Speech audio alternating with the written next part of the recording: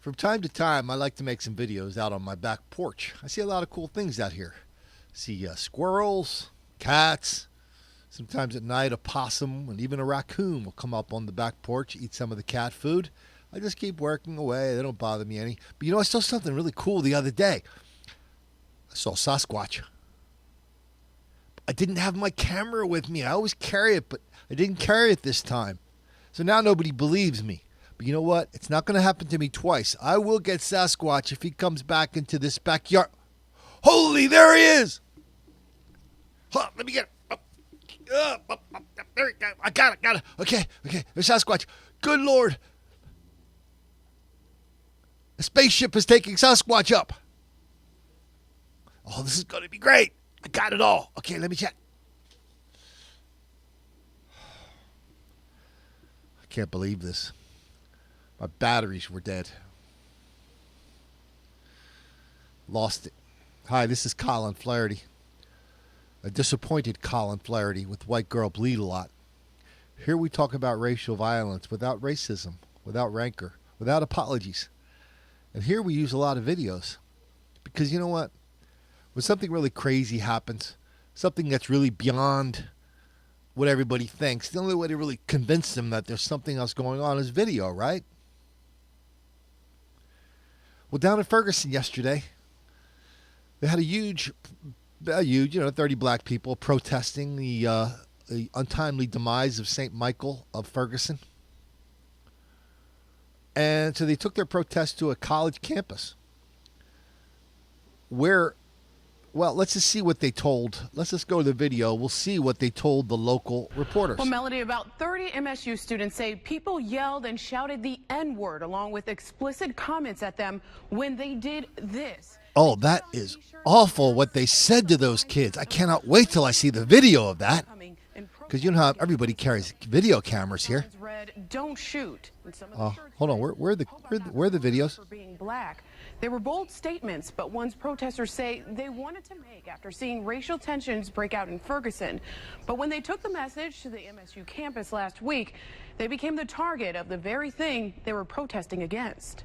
From the N-word to no videos? Gestures, oh, man. in St. Louis, take it back No, to the hood. There's no videos? I mean, I was in the... Oh, man. There were no videos. I feel for you, my man.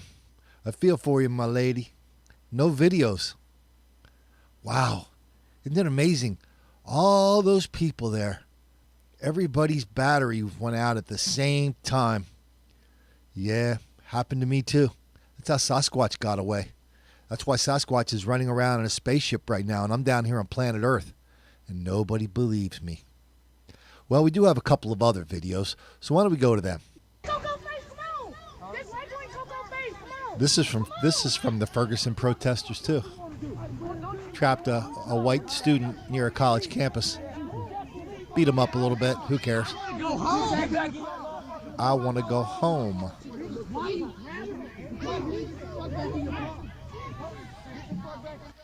Hey, why don't we head back to New York City? Remember that slaying? We really couldn't figure out what it was.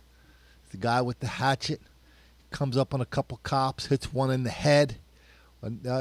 First we'd heard he was a ISIS guy. Now we learned he hated white people. Here he goes. It says his dad says, yeah, one of y'all meant white people. He just wanted them to pay for all their unfairness. Wanted white people to pay for the way they treat black people. Hey, maybe that dude was on his way to see the new movie. What's it called? Dear White People. Yeah, it's set on a college campus. It's a movie about unrelating white racism, directed at the unrelenting black victims who are unrelentlessly unhappy with the unrelentless racism they are experiencing all the time, everywhere, every day. Or maybe that's not the movie he was going to see. Maybe he was going to see one of the other 13 movies about the exact same topic. Django Unchained, The Butler. I mean, how many are there? How many movies were there last year where that was the theme? Fruitvale, unrelenting white racism, how black people are unrelenting victims. A lot. That's the story, no matter if the facts fit the story or not. Here's where we are in Ferguson now. Do you remember, we're now in the Dan Rather stage. Do you remember the Dan Rather story he did for CBS on George Bush right before the election? And how later on we found that all the documents he used for the story were fake. And now Dan Rather uttered his now famous words. The documents were fake, but the story was true. That's where we are in Ferguson now. We now know that everything we learned about Michael Ferguson was a lie. Hands up, don't shoot, gentle giant, not minding his own business, not doing anything. We now just one after another was a lie, from the autopsy, from the grand jury testimony, from the story of the 8 black witnesses afraid to tell their story.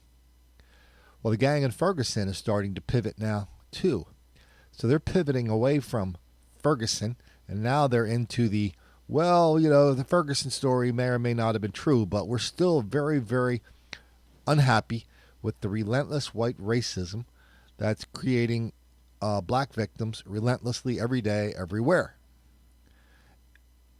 That's what we saw with these kids on this college campus. How else are we to look at it?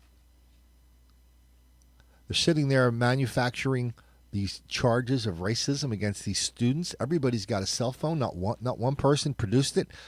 Does it sound familiar? Remember when John Lewis and other members of the Black Caucus walked through the Tea Party crowd when they came out on the other side? That's what they said. Remember that? Breitbart put up a $100,000 reward for anybody with a cell phone of anybody using racial epithets against members of the Black Caucus. Breitbart kept his money. Maybe some of these reporters that cover this stuff ought to keep their skepticism on reporting baseless charges, no matter how well they fit into your little movie. This is Colin Flaherty with White Girl Bleed a Lot. Talk to you next time.